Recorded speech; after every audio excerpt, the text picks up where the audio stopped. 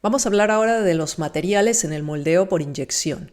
El tipo de material es el polímero y básicamente porque son muy económicos, 1 kilo de granza al por mayor, vemos en esta búsqueda de Alibaba, cuesta menos de 2 euros.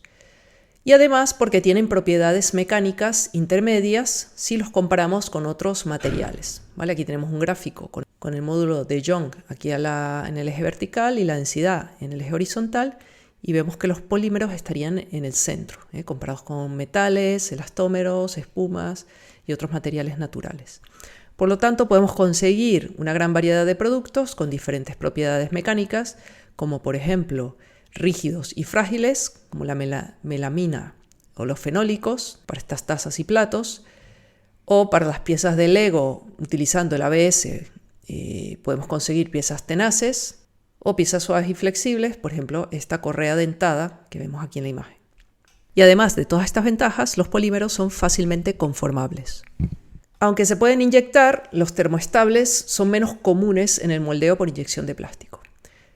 Recordamos que los termoestables son polímeros con estructura molecular reticulada que pueden conformarse solo una vez. ¿Por qué? Porque su endurecimiento se da luego de una reacción química que es irreversible. Por lo tanto, no se reblandecen al calentarse. Entonces son ideales para este tipo de productos que se trabajan en las cocinas. O para, por ejemplo, este chupete que luego hay que esterilizarlo con calor y de esa manera no se deformaría. Se pueden inyectar, pero el proceso de inyección es más complicado que con los termoplásticos. Para ello se usan moldes calentados y ciertos productos para facilitar el fluir del material por el molde. Y un punto negativo de este tipo de materiales es que no se pueden reciclar para volver a inyectar. Los materiales por excelencia para el moldeo por inyección de plástico son los termoplásticos. Son polímeros con una estructura molecular lineal y durante el moldeo por inyección no sufren ninguna modificación química. Por lo tanto, pueden reutilizarse, pero no de manera infinita, porque cada vez que se reciclan se van degradando poco a poco. Dependiendo de la forma y del grado de interacción de las cadenas de polímeros, podemos tener dos arquitecturas, la amorfa y la cristalina. También es posible que existan ambas estructuras en un mismo material termoplástico, como vemos en este gráfico de la derecha. Los termoplásticos cristalinos, al enfriarse, tienen una estructura ordenada, de este tipo, similar a la estructura que tienen los metales. Por lo tanto, tienen unas propiedades mecánicas mejores, por ejemplo, una resistencia mecánica más alta. Otro aspecto característico es que tienen una temperatura de fusión muy definida y altas contracciones. Y esos dos aspectos los podemos ver en esta gráfica de la derecha, de volumen, temperatura y presión en forma de isobaras, y vemos que para una presión determinada tenemos una temperatura de fusión específica. Y si pasamos de una temperatura a otra, por ejemplo, de 100 grados a 50, la contracción volumétrica es muy grande. Sería, pues, por ejemplo, para esta presión, toda esta contracción de aquí. Lo vemos también en esta tabla de fabricante de aquí abajo a la derecha, donde nos dice la temperatura de fusión, que es un valor para los diferentes tipos de termoplásticos cristalinos o semicristalinos, y vemos los porcentajes de contracción que pueden ir de 1 a 5%. Ejemplos de estos materiales son el polietileno, el polipropileno, que son los más empleados en el mundo, en la industria, para fabricar piezas plásticas. En cambio, los termoplásticos amorfos, al enfriarse, sus cadenas no son ordenadas. Tengo menores propiedades mecánicas, menor resistencia mecánica, menor resistencia a la fatiga, una temperatura de fusión no definida y menores contracciones. Lo vemos de nuevo en el tipo de gráfica anterior, y aquí vemos cómo en vez de una temperatura definida, el fabricante aquí en la tabla de debajo nos da un rango, de temperatura para los diferentes termoplásticos amorfos. Y vemos ahora los porcentajes de contracción, que son pues mucho menores. Antes eran de 1 a 5%, ahora vamos de 0,4 a 0,8%. Ejemplos de este tipo de materiales son el PVC, el ABS y el policarbonato. Y para hablar del comportamiento del material al ser inyectado y al pasar por los canales de alimentación y dentro de la cavidad del molde, pues vemos la gráfica que ya estudiamos en su día cuando vimos el tema 3 de impresión 3D. Pues como el proceso es similar, el de extrusión de plástico y el de inyección, porque el material es sometido a calor y a presión, nos vale el mismo gráfico. Vemos que a medida que aumenta la temperatura, la resistencia a fluir del material disminuye y la deformación hasta el fallo aumenta. Es decir, se vuelve más como si fuese un chicle. A partir de la temperatura de transición vítrea, T sub G, el polímero se vuelve más blando y maleable. La unión entre las cadenas de polímeros se debilita y estas se pueden alinear. Por eso vemos esto aquí. Luego, una vez llegada a la temperatura de conformado, el material está ya fundido y es ideal para ser utilizado en el moldeo por inyección de plástico. En este caso, las cadenas de polímeros se pueden desplazar unas sobre otras, lo que facilita el moldeo. Sin embargo, tenemos que tener cuidado de no sobrepasar demasiado la temperatura porque podemos llegar a la temperatura de degradación donde el material se estropearía. Hay que tener en cuenta que cuando el material se está desplazando por los canales o dentro de la cavidad del molde, las velocidades de cada capa del fluido son diferentes. Lo vemos en estos gráficos de aquí de la derecha. Las velocidades cercanas a las paredes de los canales o del molde son más reducidas porque el material se va quedando aquí solidificado. Y las velocidades mayores se dan en el centro del fluido, en el eje del fluido donde el material está a mayor temperatura. Entonces vamos a tener un perfil de velocidades pues parecido a esto de aquí. Generalmente es un poco más achatado, no es una parábola total. Y por lo tanto se va a apreciar una tensión cortante entre las capas de fluido.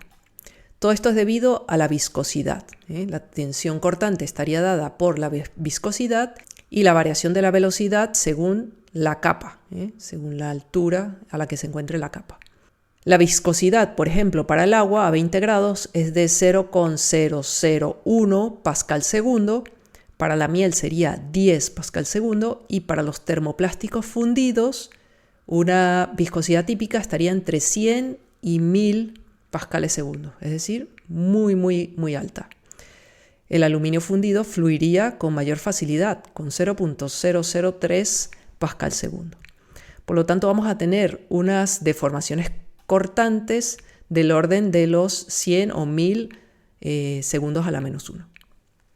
Por otro lado, la viscosidad de los termoplásticos fundidos va a variar según la velocidad de la tensión de cizalladura.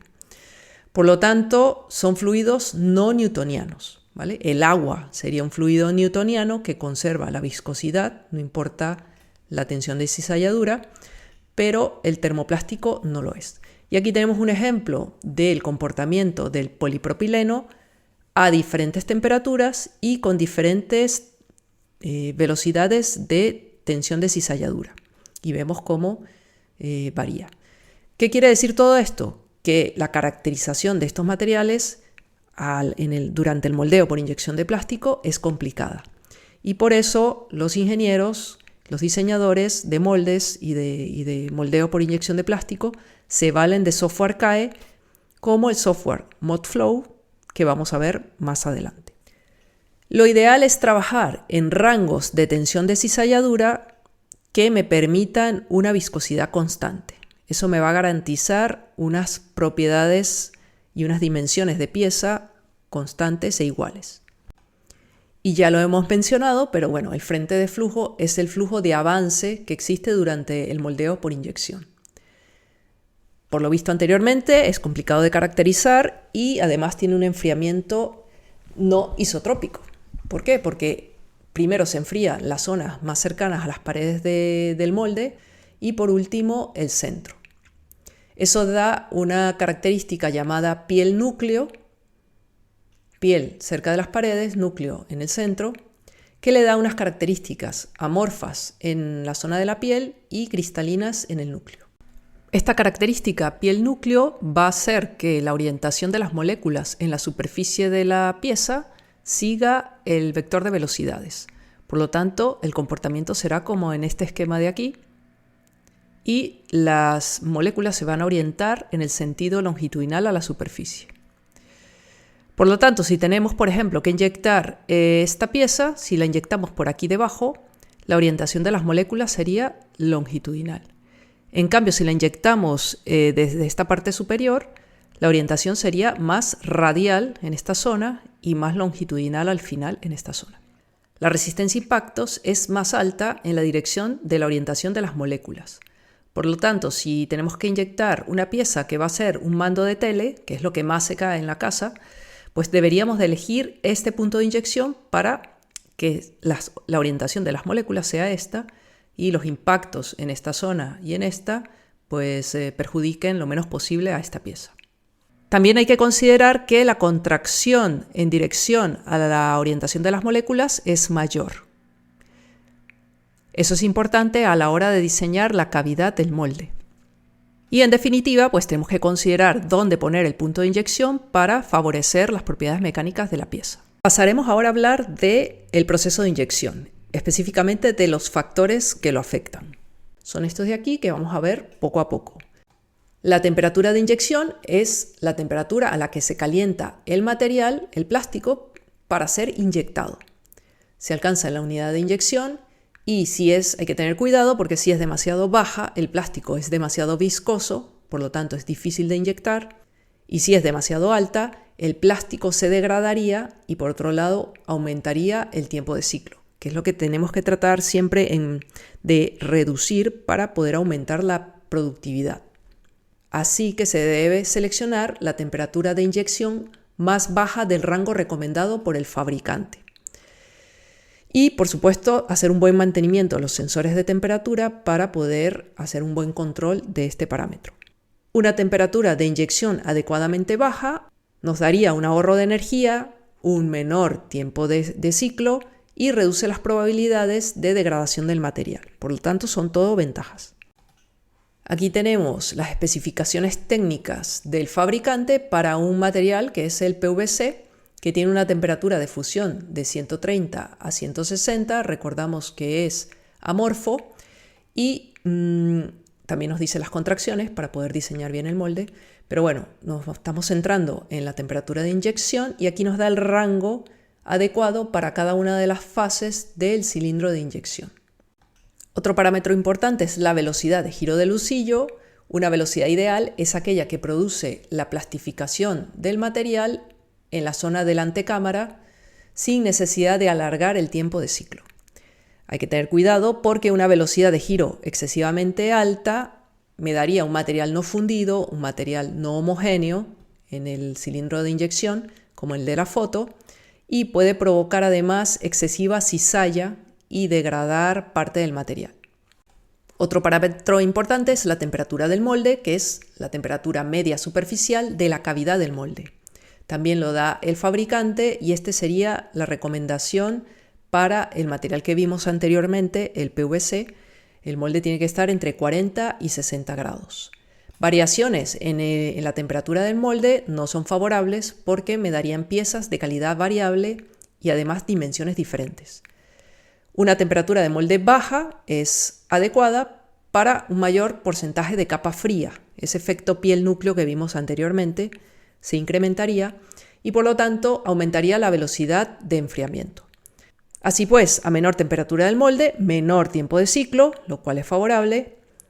Sin embargo, si necesito acabados brillantes en la pieza y acabados superficiales mejores, pues debería de aumentar la temperatura del molde. En este gráfico vemos la evolución de la temperatura en el tiempo en las diferentes etapas del moldeo por inyección de plástico y vemos que es máxima cuando comienza el llenado del molde. Esto sería a la entrada en naranja y en rojo en el interior de la cavidad y vemos que va enfriándose apenas se cierra el molde hasta llegar a una temperatura adecuada en el interior de la cavidad que me permita expulsar la pieza sin deformarla. Otro parámetro importante es la presión de inyección, que es la presión que se aplica inicialmente al material fundido para llenar la cavidad del molde. La ejerce el husillo al moverse hacia adelante como si fuese un pistón. Esa presión va a depender de la viscosidad y de la velocidad de inyección.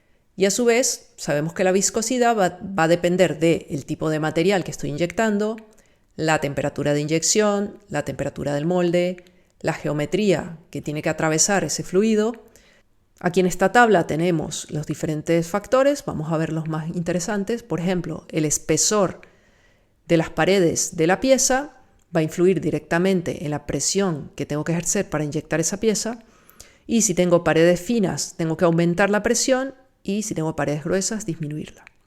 También, por ejemplo, la temperatura de inyección, pues a menor temperatura de inyección tengo que aumentar la presión.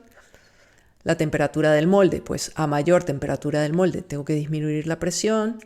Si la velocidad del pistón está optimizada para facilitar el fluir del plástico fundido, pues podría disminuir la presión. Y por supuesto, si la fluidez es baja, tengo que aumentar la presión. Aquí tenemos el mismo gráfico de antes de temperatura-tiempo y hemos agregado el de presión-tiempo para igualmente a cada una de las etapas del moldeo por inyección de plástico. Pues al cerrar el molde y comenzar a llenar la pieza, comienza a subir la presión dentro de la cavidad del molde. Luego necesito tener una presión de mantenimiento para compensar el material que se contrae dentro de la cavidad del molde. Y finalmente ya la pieza empieza a solidificarse y a contraerse, pues siempre se va a contraer, hasta que llega el momento en que puedo abrir el molde, por lo tanto la presión baja a la presión ambiental y saco la pieza. Tenemos nuestra misma hoja de fabricantes para el PVC, en este caso nos fijamos en las presiones recomendadas por el fabricante y tenemos que la presión de inyección inicial tiene que estar entre los 1000 y los 1600 bares, es decir, entre 1 megapascal y 1.6 megapascales. Y luego tendríamos la presión de mantenimiento para compensar la contracción del material entre 500 y 800 bares, es decir, 0.5 y 0.8 megapascales. Esta sería la presión de mantenimiento de la que hemos hablado. Es la presión que se aplica al final de la inyección para compensar la contracción de material al enfriarse. Y se llama a esta etapa de compactación o etapa de mantenimiento. Y mantener esa presión lo que permite es que se obtengan materiales de densidad uniforme. Recordamos que los cristalinos tienen mayor contracción, por lo tanto tengo que mantener más presión de mantenimiento que en el caso de los materiales amorfos. En este gráfico vemos la relación de presión, volumen y temperatura durante el tiempo de ciclo para las diferentes etapas del moldeo por inyección de plástico. En la etapa de llenado, antes de comenzar a inyectar material plástico, el molde estaría a presión atmosférica, a la que llamaremos P1, y voy inyectando material dentro de la cavidad del molde, aumento esa presión. Luego tengo que mantenerla para contrarrestar la contracción de material dentro de la cavidad del molde y luego, pues cuando llega el material a solidificarse, comienza su contracción, por lo tanto vuelvo a la presión atmosférica hasta que la temperatura es adecuada para la expulsión de la pieza. La contracción de la pieza estaría dada desde que el material empieza a solidificarse hasta que llega a la temperatura ambiente. Todo esto sería la contracción de la pieza. Recordamos que aquí tenemos el volumen. Visto esto en los gráficos de un material cristalino, pues veríamos que la contracción es mucho mayor que en un material amorfo. Y vamos a ver cómo a mayor presión de inyección tengo menor contracción. Aquí vemos en esta gráfica, la misma gráfica anterior, pero en vez de inyectar a una presión P2, voy a inyectar una presión P3, que sería la gráfica verde.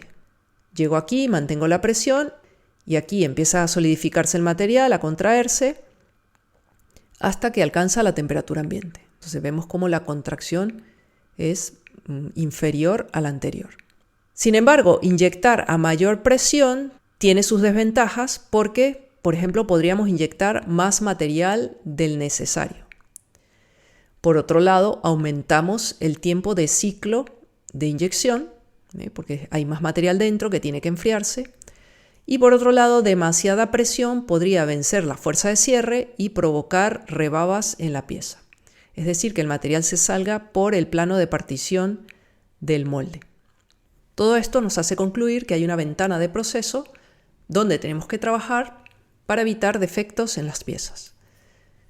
En este gráfico de temperatura-presión vemos que si trabajamos a una presión inadecuadamente alta, obtendríamos el defecto del que hemos hablado en la transparencia anterior, que son las rebabas. Y si trabajamos a una presión inadecuadamente baja, obtendríamos piezas incompletas, que es el defecto conocido como inyección corta. Si trabajamos a temperaturas inadecuadamente bajas de inyección, obtendríamos problemas de fusión y plastificación, como en esta figura, y si trabajamos a temperaturas inadecuadamente altas, degradaríamos el material. Ya hemos visto a lo largo del tema que el enfriamiento de la pieza es un aspecto muy importante en el moldeo por inyección de plástico. Representa hasta el 85% del tiempo de ciclo. Por lo tanto, hay que diseñar los sistemas de refrigeración del molde de manera concienzuda para disminuir ese tiempo de ciclo. Aquí vemos algunas fotos y diagramas de los sistemas de refrigeración y vemos que son sistemas complicados. Pueden ser con distribución en serie, distribución en paralelo, y el material que se hace circular por este sistema de refrigeración puede ser aire, agua o aceite. Y en definitiva, son sistemas complicados y los ingenieros se ayudan de los software CAE, como el ModFlow, que usaremos más adelante, para diseñarlos.